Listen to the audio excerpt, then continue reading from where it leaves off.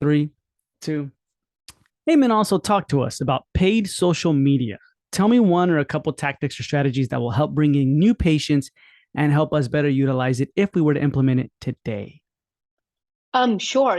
So paid ads are super easy, right? Usually Facebook, Instagram, they're always like, hey, boost post, promote this post. So it's a lot of the content that they want you to do. But it's not even about the paid ads, it's a strategy that you use with it when it comes to paid ads.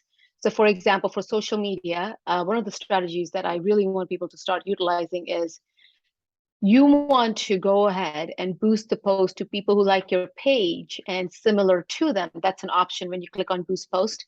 It will say, there are multiple options like people in your local area or your targeted audience or your smart audience. And there's an option that says people who like your page and similar to them.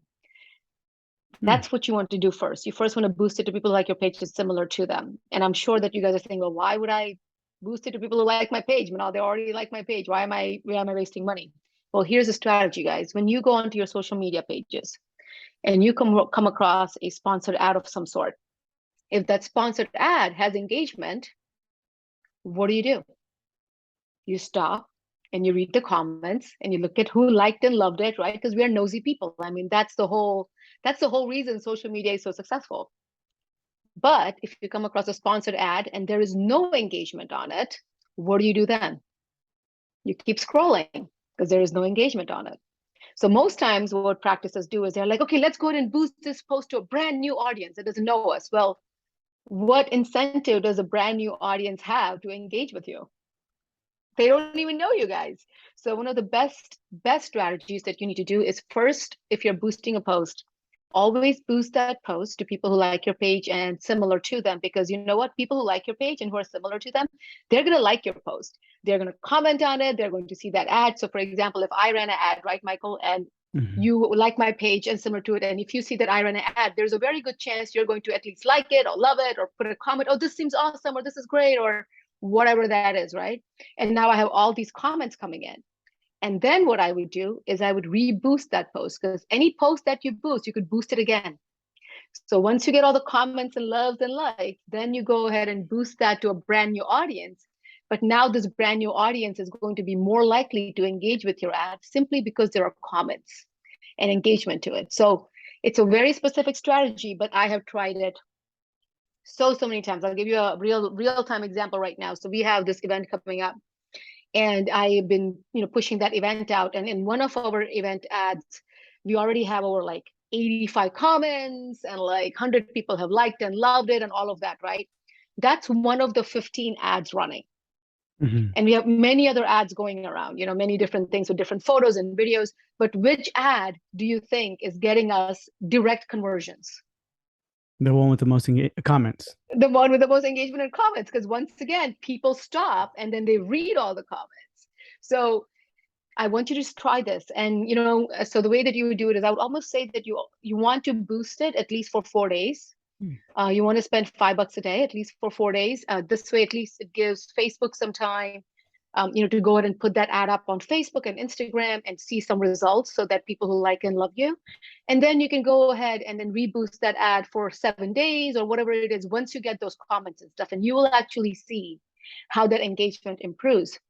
The second part of it is also when you say people who like my page and people are similar to them, that also means that Facebook is looking at these other people's profiles and trying to match you with people who are similar to them. In a lot of cases, they are their friends and stuff. So again, giving Michael's example, if Michael commented on my ad, there's a very good chance that people who are friends with Michael or follow Michael's page or something similar to that are going to see that same ad. And clearly, because it's a warmer audience now, they're going to probably look at Michael's comments that they already know. They'll be like, oh, Michael commented on this. So Michael must know who this event is by. So I like Michael. I trust Michael. And now he's commenting here. So I must check this, ad out too.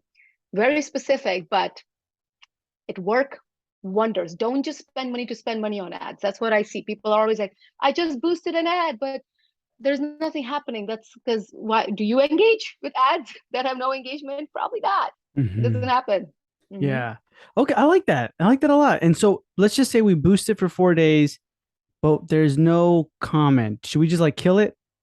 try another ad? If you boosted it for 4 days and then there's like zero comments from people like you, then that's probably not something that is like the creative in it, like the actual photo or video or the caption in it. It's probably not something that has connected with your audience. So if it is not connected with your own audience, then why would it connect with the outside audience? So I would Mm, kill it. I would try it gotcha. with something else. Gotcha. So if we've never ever boosted a post, we should start kind of like now, right? And Oh yeah. testing it, and then see which one gets the most comments and keep that one. And I mean, the best way to do it is also is, let's say you have a post that already has organically a lot of comments, right? Or organically a lot of like maybe you have a post with a patient of yours who visited the practice and it got Mhm. all of these comments. We love this doctor and I got my smile makeover and oh my God, my whole family comes here. And you see then you already have those comments. Then you can skip the part of boosting it to people who like your page and similar and directly boost it to a brand new audience. But you want to be a little bit careful. So pick the ones. And to be completely honest, Instagram and Facebook reach is a lot more lower, especially Facebook is a lot more lower organic reach for business pages. So Facebook, I'm sure many of you are like, well, I got 2,000 followers and I get like 10 people liking my stuff. And it's like, yeah, because if you look at the insights, if you click on any of the posts and if you look at the insights, it will show you how many people it reached. And you're going to be like, I have 2,000 people, but why did it only reach to 100 people? That's because there are over 1 billion daily active users on Facebook, and Facebook has to pick and choose what they show to all the people that like your page. So there's a very small percentage of people who organically see your content. And Mhm. unfortunately, the only way to really get a broader reach on Facebook specifically is through ads. Instagram is a little bit easier, to get organic comments and posts. It is a little bit easier on Instagram because it's not that pushed out yet for family and friends, because Instagram was always about photos and videos and getting in front of a lot more audience. Facebook is a family and friends kind of a platform. So Instagram is a lot more easier to get a lot more reach, especially because of hashtags. You could use hashtags on Instagram, and hashtags are like folders. So if you use hashtag like cosmetic dentist San Diego, right? And then that means that if somebody's on Instagram looking for dentist San Diego, you're going to pop up a lot more easier. It doesn't work like that on Facebook. So different strategies for both platforms, but every time you run a Facebook ad, you automatically have the option of running it on Instagram for you as well. Gotcha. Okay. So then, but the right now, what we want to do, I guess the budget wise would be just $5 for 4 days I will, yeah, each five day. bucks for 4 days just to, yeah, so $20, right? So I Mhm. kind of want you to kind of test it out and see the kind of reach you're getting. And if you are like, wow, look at all this reach I'm getting, then you can always, the more money you spend, the more reach you get because you're competing. So the more money you spend, the better. I usually start with $5 a day for 4 days, and then I kind of switch it around. And to be honest with you, if you are running something, and let's say that you are in Manhattan, New York, right, where there are tons and tons more ads running than, let's say, somewhere in the middle of the state in Montana, your ad ratio and competition is less. So if you try to boost something and if you say $5 a day, Facebook may recommend and say, we suggest $7 a day. And they are doing that based on so many things which are working. So you can follow that too. Usually throughout the country, an average that I have seen that has worked very well for us is $5 a day. And then there are only Gotcha. some specific, very competitive markets, Chicago City or New York City or San Diego, San Francisco, where we have done $7 a day if we needed to.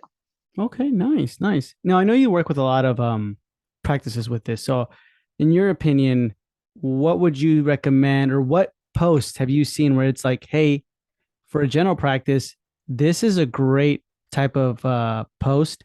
And for a pediatric practice, this is a great type of post. Anything that actually shows the doctor, that's a Okay. good post. Okay. But does So the if it doctor has like a just a photo, picture of the no, like if doctor? that was, no, like a photo of the doctor with a patient, or a photo of the doctor with the team, or the photo of the doctor doing something really hilarious, right? Or the photo, like you need the post. If we compare all the posts, like all the photos and videos, doctor photos, because people connect with the doctor, they want to see the doctor. And if you could make it a little bit more engaging, like the doctor high-fiving or the doctor with like a patient smiling next to them and the doctor smiling next to them, those are the ones that work very well. The ones that do not work well are the stock photos and the things that look super branded. Everybody's all about this branding thing right now. But if we see, social media is so much more organic now. People Mhm. don't want branded. They get turned off. They know that you're trying to sell to them when you have branded. So organic works a lot better. Don't overthink it. Just have your phone, click that awesome picture, get that original smile, the organic way the doctor's communicating with the patient and the patient is smiling. And that's the kind of content that's going to get you a lot more engagement. Gotcha. Same applies with both, right? Pediatric, general, ortho, Yeah, everything. and pediatric is the best. So pediatric practices are incredibly amazing because one, they're the cutest patients. They have the cutest patients. Who does not come across photos of cute patients just having the best day at the dental practice? I mean, this is like kids having fun at the dental practice. What? Mhm. So no, pedo is as Michael, you and I both are. We both have the Pediatric Dental Marketing Course together, which is so Mhm. amazing and awesome.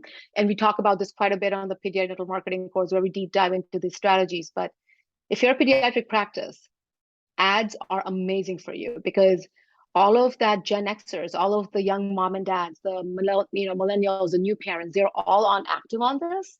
And because you have the ability to have so many amazing photos of people having fun and kids having fun, you don't have to worry about that. You can capture all that, you can share all that. And then the targeting, when you do that audience targeting, you have the complete options. Facebook gives you the options to target parents with specific age group children. So pediatric practices, if you're not using these ads, you're losing out because you could literally be in front of that mom who lives in the X amount of mile radius of your practice, who has a 6-year-old and a 10-year-old. Like that's how detailed targeting you could get in when it comes to pediatric practices. It's huge. It is so amazing and so great. And the easiest for pediatric practices, the easiest. Yeah. Yeah. And like Manal said, guys, for everybody listening, enrollment for the pediatric dental marketing course will be opening up pretty soon. So everything Manal's talking about, plus way more. She teaches you step-by-step instructions. I teach you on the ground marketing side, but if you need to get new patients in the door now, if you're feeling overwhelmed by your marketing, you want to plan the next best marketing campaign for your practice, this is it. This is it. So we're going to put a link in the show notes below for the waitlist. But in September, early September, you will know when uh, enrollment is open. And we leave it only open for a little bit, like about a week or two, because we really want to focus on everyone who's starting to enroll. We want to focus on them, right? Onboarding them, making sure they get the best. I mean, when we look at it, I'm a pediatric hygienist myself, right? So this is such an awesome field, and we have amazing practices in it. Like it's incredible to see the practices that we have. We have everybody from like startups all the way to people who have multi locations to some dentists who have been practicing for 40 years. Like so, it's such a great range. And I was just talking to somebody in our course via Facebook DM because this is how we connect nowadays is we talk on DMs. Yeah. So I was talking to them on the DM and I told them, what is your favorite part of the course? And they're like, we love the content because we cover so much, but they're like, we absolutely love the monthly mastermind calls that you guys do, the mastermind and office Mm-hmm. hours. Because they're like, that's when we come in and we're like, hey, we are running this exact thing. What do you guys think? And you and I give them all the feedback on what to do and how to do it. And then there are other practices pitching in saying, hey, so we tried it this way and this is what worked. And so they're like, that mastermind alone, they're like, it's worth everything. Like, they're like, Yeah. we block out in our time and we always show up because it's so great that we get to talk to experts, yes, but also peers and our colleagues and share all this awesome stuff. So if you are somebody who's looking to like not just grow your practice based on yes marketing but also um, strengthen your practice internally, externally, learn from like I said, we have doctors who've been practicing, pedo doctors who've been practicing for 40 years. We have startups in there. We have startups who started 2 years ago and now are averaging about 90 patients a month coming to them. Like we have some people who are just getting started slowly. Like there's so much there. Check it out, pediatricdentalmarketingcourse.com. Just check it out, click on the curriculum, look at what's covered, reach out with questions. And yeah, we are very specific about how long the enrollment is open because this masterminds are what we really want Yeah. for you to Yeah. come and really get comfortable. Yeah, exactly. I'm going to put for everybody listening on the podcast, if you want to go in the show notes below right now and look at the video, I'm sharing screen of how it looks right now. The the wait list, right, to enroll, and you're going to get everything, right? You're going to get everything. But basically, if you like this episode and you're like, man, I'd love to be in the conversation with them and ask them more questions and concerns, that's what the mastermind is. That's what it is. So if you're a pediatric practice and I know you've heard of the course before and you're like, man, now's the time to enroll. You've been a part of the wait list.